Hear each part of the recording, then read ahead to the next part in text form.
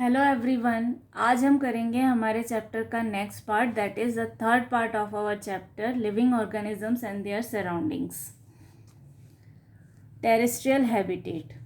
Earth's surface or land is considered to be most uneven. This habitat basically covers the entire land of the earth, which includes the grassland, forest land, deserts, mountains, etc. The biotic and abiotic components of a habitat interact with each other and constitute a system called ecosystem. The abiotic components of land, such as temperature, moisture, soil type, rainfall, keep on changing. अब terrestrial habitat क्या होता है? अब अर्थ का surface जो है वो बहुत बड़ा है और यहाँ पर जो लैंड है वो अनइवन है. अनइवन कैसे है? जैसे कहीं पर फॉरेस्ट है, कहीं डेजर्ट है, कहीं माउंटेन्स है, ऊपर नीचे है, ग्रासलैंड्स हैं. और जो बायोटिक और एबायोटिक कंपोनेंट्स जो होते हैं वो किसी भी हैबिटेट के एक दूसरे के साथ इंटरेक्ट करते हैं और उसको बोला जाता है इकोसिस्टम. और एबायोटिक कंपोनेंट्स जो होते हैं, temperature, moisture, soil type, rainfall, ये जो है हमेशा बदलते रहते हैं. Depending upon the living conditions, a land is divided into different habitats. Grassland, desert, rain forest, mountain and polar habitats are some of them. These habitats have their own inhabitants of plants and animals. Organisms that live and reproduce on land are called terrestrial organisms. Some common terrestrial organisms are fawns, trees, man, elephant, and camel. Let us study these habitats. अब जो living conditions हैं उस पर हमारी habitat जो है वो depend करती है और उसको डिफरेंट टाइप्स में डिवाइड किया जाता है. जैसे कि ग्रासलैंड है, डेजर्ट है, रेन फॉरेस्ट है, माउंटेन है, पोलर हैबिटेट्स हैं. और ये जो हैबिटेट्स हैं इनके अपने अलग अलग इनहेबिटेंट्स होते हैं. मतलब हर हैबिटेट में आपको अलग तरह के प्लांट्स और अलग तरह के एनिमल्स मिलेंगे. जितने भी एनिमल्स जो हैं वो लैंड पे होते हैं, लैंड पे ब्रीड करते हैं, रिप्रोड्यूस करते हैं, उनको बोला जाता है terrestrial organisms.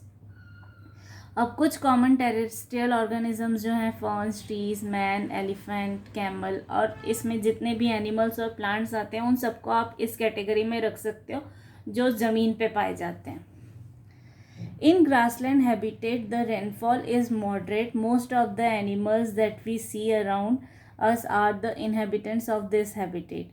For example, zebra, deer, giraffe, lion. Mostly grasses are found in these habitats. अब जो ग्रासलैंड हैबिटेट होता है वहाँ पर रेनफॉल जो होता है वो जनरली मॉडरेट होता है. ना तो बहुत ज़्यादा होता है, ना बहुत ही कम होता है. और यहाँ जितने भी एनिमल्स आप अपने आसपास देखते हो या जिनके बारे में आप सुनते हो वो जनरली इस एरिया के इनहेबिटेंट्स हो सकते हैं. जैसे कि zebra, deer, giraffe, lion, monkey, ये सब जो हैं ये ग्रासलैंड के, सॉरी मंकी इसमें नहीं आएगा. और यहाँ पर अगर हम वेजिटेशन की बात करें तो ज़्यादातर ग्रास पाई जाती है. The desert habitat gets very less rainfall. The climate is generally dry and hot. Among the plants, generally cactus is found, camels, desert rats, and snakes are some animals found in this habitat. अब जो desert habitat होती है वहाँ पर rainfall जो है वो बहुत कम होता है. वहाँ का क्लाइमेट जो होता है जनरली वो बहुत ड्राई होता है और बहुत हॉट होता है. और वहाँ पे प्लांट्स में अगर बात करें तो जनरली कैक्टस पाया जाता है. और एनिमल्स में अगर हम बात करें तो जनरली वहाँ पर कैमल्स, डेजर्ट रैट्स और स्नेक्स होते हैं.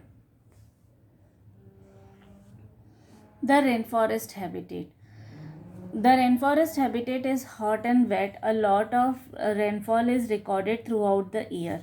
The organisms that live here include several types of trees which give shelter to tigers, snakes, monkeys, etc.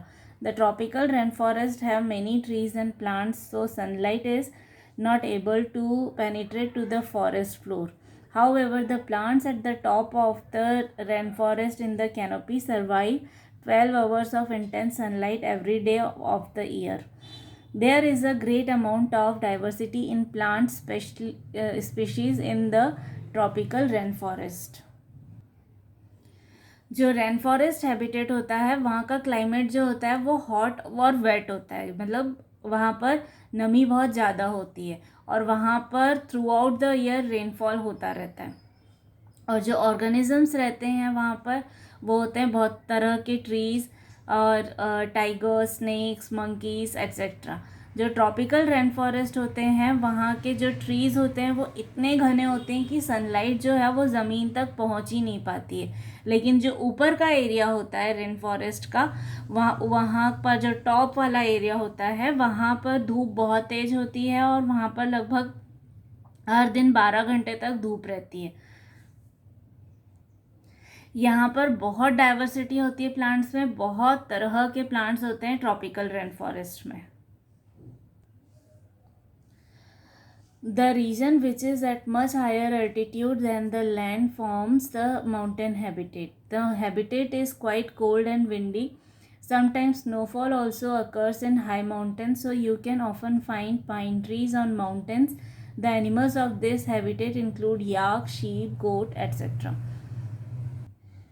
अब जो ऐसे हैबिटेट्स होते हैं, ऐसे लैंडफॉर्म्स होते हैं जो कि हाई एल्टीट्यूड पे होते हैं, उनको हम बोलते हैं माउंटेन हैबिटेट।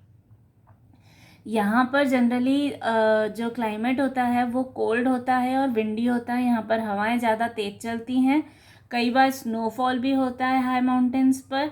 और यहाँ पर ज़्यादातर जो ट्रीज़ पाए जाते हैं वो पाइन ट्रीज़ होते हैं।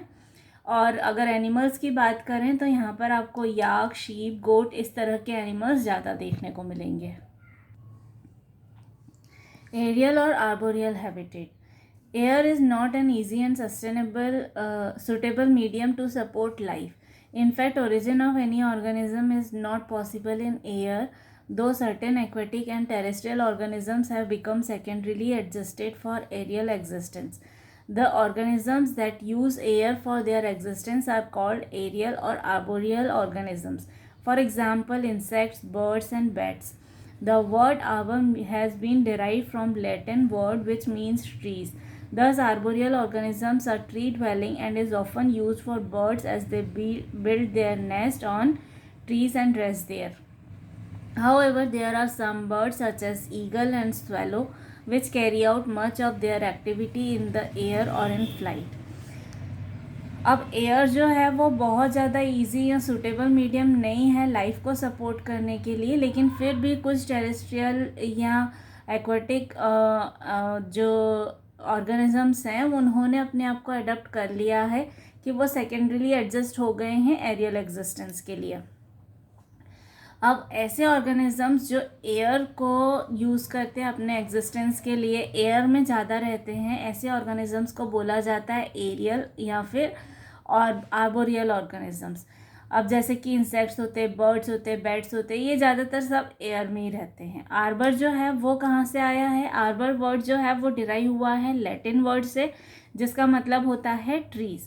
तो जो भी ऑर्गेनिजम्स जो हैं वो ट्री पे रहते हैं, ट्री पे रेस्ट करते हैं, उनको बोला जाता है आर्बोरियल ऑर्गेनिजम्स। जनरली बर्ड्स को इस कैटेगरी में रखा जाता है क्योंकि वो अपना नेस्ट जो है वो ट्री पे बनाते हैं और वहीं पर वो रेस्ट करते हैं।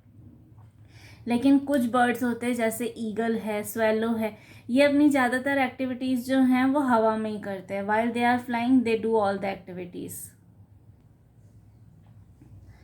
Boreal forest habitat. Boreal forests grow in taiga having short summer and long winter. They receive heavy snowfall. Trees in boreal forest are evergreen. They are conical in shape. Their leaves are needle-like. Boreal forest habitat कौन से हैं? Boreal forest जो हैं वो taiga में होते हैं और वहाँ पर समर सीजन जो होता है वो बहुत छोटा सा होता है और विंटर्स जो होते हैं वो बहुत लंबे टाइम तक रहते हैं। वहाँ पर स्नोफॉल भी बहुत ज़्यादा होता है। वहाँ के जो ट्रीज़ होते हैं वो एवरग्रीन होते हैं, मतलब हमेशा हरे भरे रहते हैं। जनरली कोनिकल शेप होते हैं, जैसे आपने देखा होगा क्रिसमस प्लांट ऊपर से कोनिकल शेप का होता है, इस तरह के शेप के होते हैं। और उनकी जो लीव्स होती है वो निडल लाइक होती है, मतलब ऐसी गोल या हमारे यहाँ जैसी लीव्स होती हैं उस तरह के पत्ते नहीं होते हैं, उनकी ऐसी लंबी लंबी होती हैं पत्तियाँ। Tundra habitat. Tundra habitats are always covered with snow and so they are cold and dry. The vegetation is very scanty and in the form of some grasses. अब टुंड्रा हैबिटेट जो होती है वहाँ पर ज़्यादातर स्नो ही होती है, वहाँ पर बहुत ज़्यादा ठंड होती है और वो बहुत ड्राई भी होता है, तो वहाँ पर वेजिटेशन बहुत कम होती है और जनरली वहाँ पर ज़्यादातर ग्रास ही होती है।